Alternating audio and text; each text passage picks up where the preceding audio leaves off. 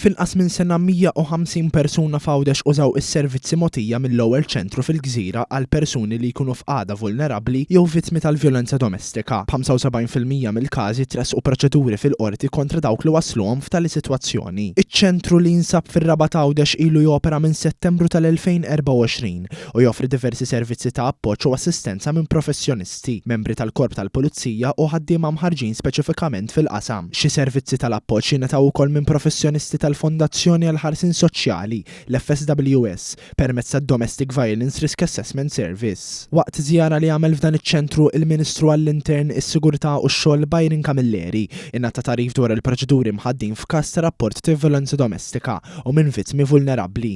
Hawnhekk utenna li fl-aħħar snin saret ħidma ffokata biex il-Korp tal-Pulizija jkun aktar ippreparat ħalli jassisti vittmi ta' violenza domestika.